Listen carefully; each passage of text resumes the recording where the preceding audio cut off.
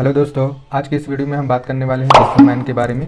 ये कंपनी जो है लॉजिस्टिक सोल्यूशन प्रोवाइड करती है। इसकी खास बात यह है दोस्तों कि ये integrated temperature control service provide करती है ऐसे कंपनी को जिनको टेम्परेचर कंट्रोल करके अपने सामान को एक जगह से दूसरे जगह भिजवाने की ज़रूरत पड़ती है। वैसे कौन से सेक्टर है, तो अगर सेक्टर वाइज हम बात करें तो यहाँ पे फार्मा सेक्टर हम देख सकते हैं कि फार्मा में कुछ ऐसे मेडिसिन्स होते हैं जिसको जो है टेम्परेचर कंट्रोल करके एक जगह से दूसरी जगह एक्सपोर्ट इंपोर्ट किया जाता है। दूसरा जो सेक्टर होता है वो केमिकल सेक्टर होता है। केमिकल भी बहुत सारा ऐसा होता है जिसको टेम्परेचर कंट्रोल की ज़रूरत पड़ती है। यहाँ पे देखिए क्लाइंट का जो है पूरा लिस्ट दिया हुआ है कि ये सारे क्लाइंट है, इनके लिए ये कंपनी काम करती है।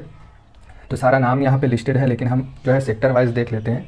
तो यहाँ पे नीचे मेंशन है, देखिए QSR RTC है, डेयरी एंड आइसक्रीम प्रोडक्ट से रिलेटेड ये सारा ट्रांसपोर्ट ये कंपनी काम करती है। ई कॉमर्स में भी ये अपना सर्विस देती है। FMCG एंड अदर्स जितना भी प्रोडक्ट होता है जो टेम्परेचर कंट्रोल करने की ज़रूरत पड़ती है उन सामान के लिए भी ये कंपनी जो है सर्विस देती है।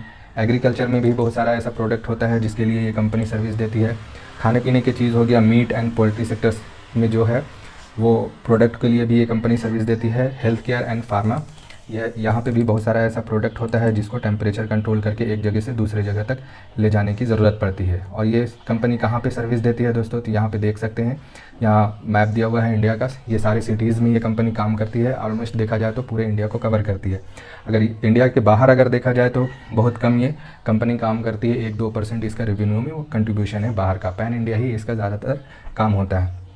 तो एंड टू एंड सोल्यूशन देने का ये कंपनी काम करती है। अगर देखा जाए तो ये कंपनी किस प्रोडक्ट को ज़्यादा डील करती है, तो पोल्ट्री प्रोडक्ट हो गया, जो मीट का काम हो गया, आइसक्रीम हो गया, यहाँ पे भी देख लीजिए मीट हो गया, फिर सी फूड वगैरह हो गया, ये ड्रेसिंग हो गया, चॉकलेट हो गया, फ्रूट्स हो गया, वेजिटेबल, ये सारी चीज़ें जो है ये एक्सपोर्ट करती है, इंपोर्ट करती है, एक जगह से दूसरे जगह एंड टू एंड सोल्यूशन देती है as per the client.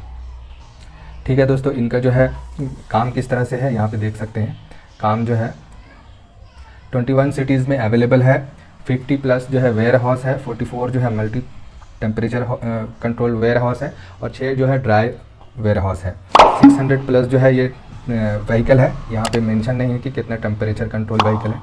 Vehicle भी टेम्परेचर कंट्रोल होते हैं।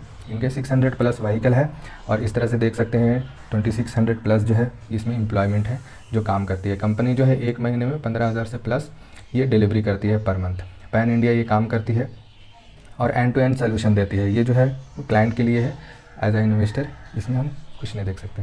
ये सारा प्रोडक्ट है इनका, एंड टू एंड सोल्यूशन देती है और किस तरह से सप्लाई करती है, तो यहाँ पे पूरा मैपिंग दिया हुआ है। जहाँ से आता है आपका सामान वहाँ से लेके जहाँ आपको चाहिए वहाँ तक पूरा प्रोवाइड करती है ये सारी चीज़। कंपनी बहुत अच्छी है दोस्तों। और जिस तरह से अभी हम देख रहे हैं डे बाय डे इन सब चीज़ों की सख्त ज़रूरत हो रही है और ये कंपनी के लिए जो है इन्वायरमेंट पूरा साथ दे रही है। चाहे जो है इंडिया का इंफ्रा हो गया या फिर जो है क्लाइमेट चेंज हो गया या फिर लोगों का जो है टाइम मैनेजमेंट के लिए, टाइम बचाने के लिए लॉजिस्टिक सर्विस को लेने का ज़रूरत हो रहा है, वो सारी चीज़ें ये कंपनी के हक़ में जारी है। तो ये कंपनी को हम देख सकते हैं इस सर्विस का, क्योंकि इस सेक्टर में काफ़ी अच्छा आगे ग्रोथ है। तो इस सेक्टर में ये कंपनी पहले से काम कर रही है, तो ये सारी चीज़ें ये इसके हक़ में है।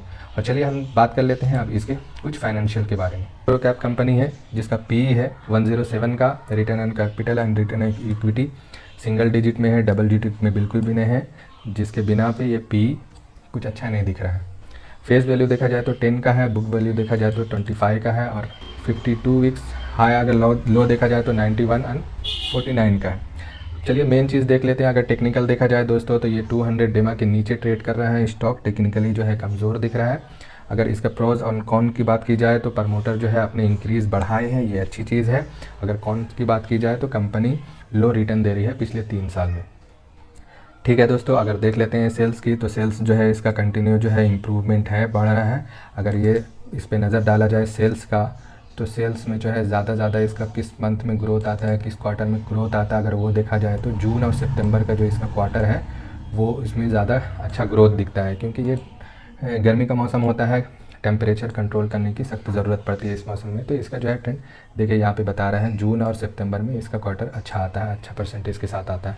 ऑपरेटिंग मार्जिन जो है 2021 में जो है 25 का था और उसके बाद जो है अब देखा जाए 2024 में जून का जो आया है 16 का आया है ऑपरेटिंग मार्जिन। तो ये जो है ये कुछ ठीक नहीं है। मार्च में देखिए 21 का था, अब जून में जो है 16 का है, बहुत ज़्यादा डिप है। अब सितंबर का अगर अच्छा आया तो फिर स्टॉक्स में का जो पी है वो थोड़ा सा एवरेज हो सकता है, अगर नहीं आया तो फिर इसी तरह से महंगा होगा। हम सिर्फ वॉच लिस्ट में रखेंगे। अदर इनकम में देख सकते हैं इंटरेस्ट भी इसका ठीक ही ठाक है, एवरेज है, टैक्स जो है ठीक है।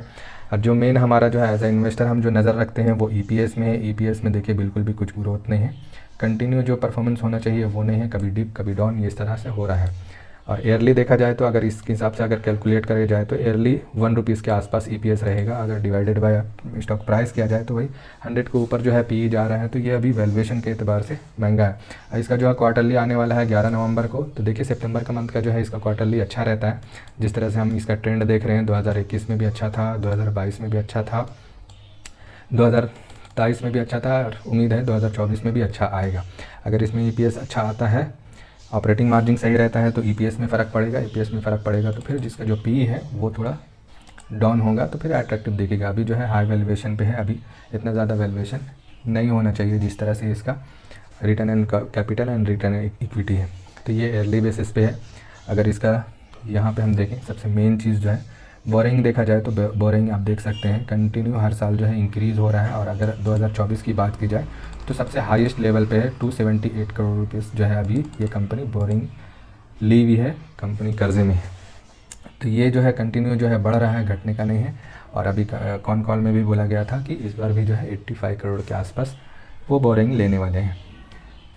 तो ये दोस्तों नेट कैश फ्लो भी देखा जाए तो ज़्यादातर जो है नेगेटिव में होता है। 2022-2023 में भी नेगेटिव में था, 2024 मार्च तक अभी 5 करोड़ जो है पॉजिटिव में है। ये क्वार्टर के बाद देखा जाएगा कि नेगेटिव में है कि पॉजिटिव में है। रिटर्न एंड कैपिटल देखिए दोस्तों किस तरह से है, सिंगल डिजिट में है, बिल्कुल भी ग्रोथ ज़्यादातर नहीं हो रहा है। अभी कंपनी अभी जो है एक्सपेंड कर रही है, कंपनी ऑल ओवर इंडिया में अपना जो है वेयर हाउस बढ़ा रही है। अगर फ्यूचर में ज़्यादा है ग्रोथ का चांसेस है, फ्यूचर में जिस तरह रहेगा, हम ये सारा फंडामेंटल देख करके कंपनी के बारे देख करके हम वॉच लिस्ट में रख रहे हैं।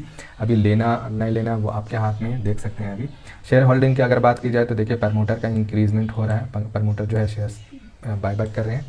तो कुछ भी इससे जो है कॉन्फिडेंस आता है इन्वेस्टर को। अगर प्रमोटर इन्वेस्ट है और इंक्रीजमेंट कर रहा है तो ये अच्छी बात है। देखिए जो है एफआईएस का भी स्टेक जो है 2.5% का है और डीआईएस का भी है 1.16% का है। और जो है रिटेल का भी इस क्वार्टर में कम हुआ है। तो ये है दोस्तों फंडामेंटल। तो ठीक है दोस्तों, मिलते हैं नेक्स्ट वीडियो में।